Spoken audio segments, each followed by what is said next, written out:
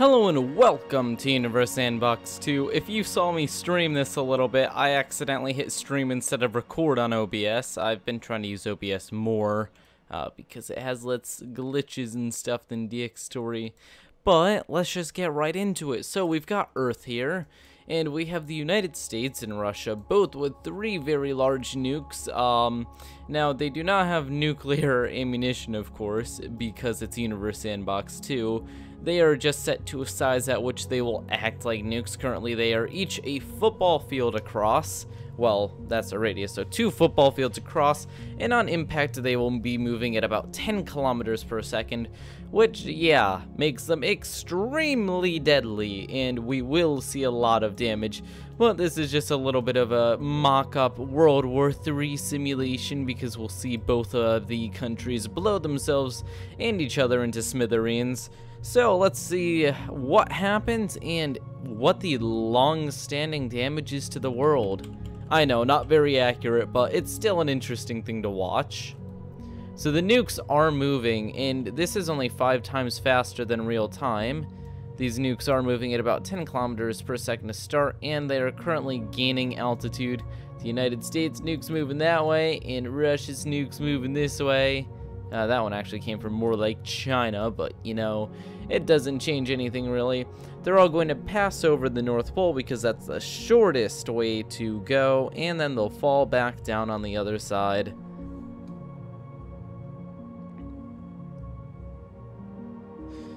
Okay, so, and we can probably speed things up a little bit, so let's speed it up to, let's try a minute per second. And now the nukes are about to cross past each other and begin to impact. It looks like the Russian nukes are actually going to hit first because they seem to be a lower altitude hit. But the American nukes are going to hit harder. They're going to be falling at a faster speed when they hit and straight down. So we will see who comes out on top here. The Russian nukes are now within American airspace, or just space, not quite in the atmosphere. One of which is going to hit in the Bay of Mexico, the other on the East Coast. It looks like their orbit is actually slightly going off while they move. So it looks like we have our first impact near California, and we can see the crater from that is absolutely ginormous. Now that's not even because I made them too big. That's just because the Sandbox 2 is bad at simulating small explosions, so that's the best we're going to get. And it looks like everything's going to be hitting a little bit low. That is okay because it's still going to reach the rest of the US. And so the United States and Mexico have been hit extremely hard, and we can see a large crater where California used to be.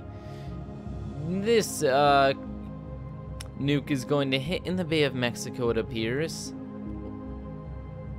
And there it goes, crashing right into it and leaving quite the mark.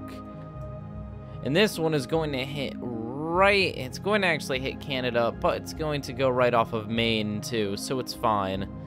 And it looks like the East Coast is going to be hit by that shockwave all the way across. And little pieces of debris from the explosion are actually littering this side of the world. Now, the nukes are about to hit Russia on that side. Oh, man.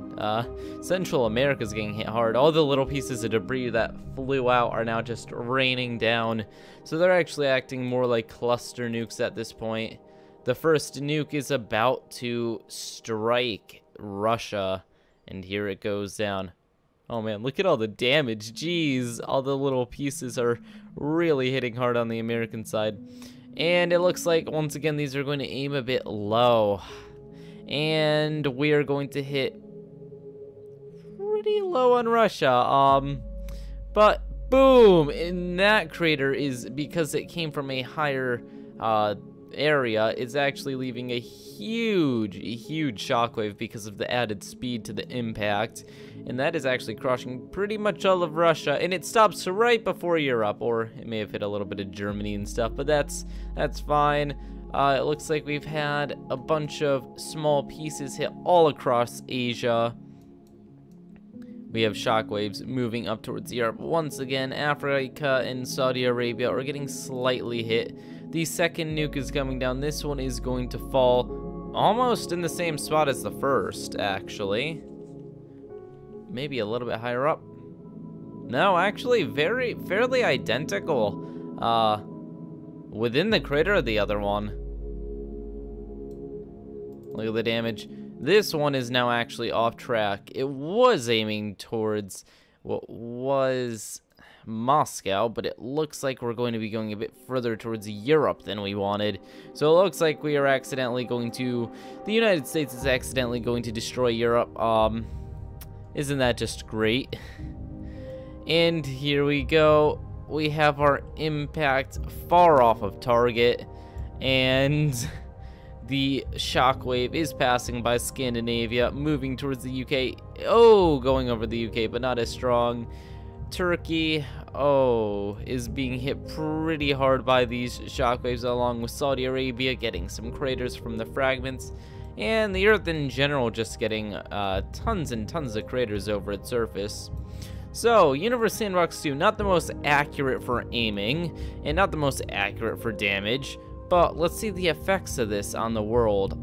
We can see a little bit of receding. Oh. Okay, so we have actually knocked the northern... we have actually, through these nukes, thrown the northern hemisphere of the Earth into pretty much an ice age, and we can actually see a bit of extra ice in other areas too. Now this is probably because I just don't have, like, we've just thrown the world into a big ice age.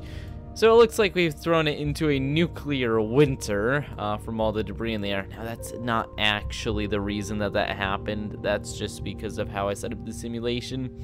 But it worked out perfectly fine because look at that. The world is now in a nuclear winter. And look at that. It's kind of the end of the world. Although it did thaw out for a second there. And before we leave, let's just do one more simulation. Let's just throw the moon into the Earth to show the damage that would do compared to these tiny little nukes we were throwing at it. So let's slow things down a little bit so that we can actually see the impact.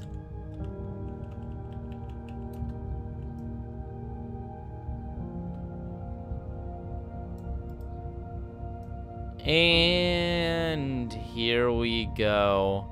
Impact. We have tons of debris being thrown into the air.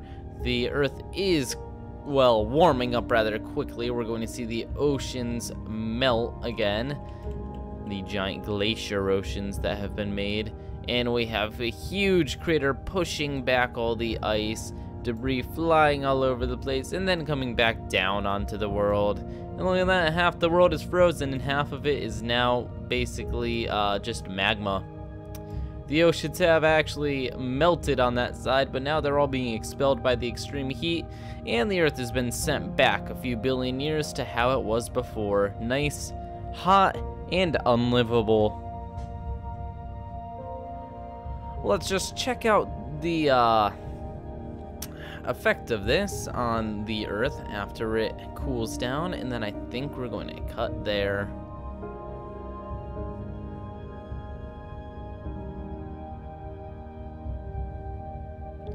And thousands of years later, hey, look, we had the Earth normal for a second. That's fine. We can set the temperature to something normal.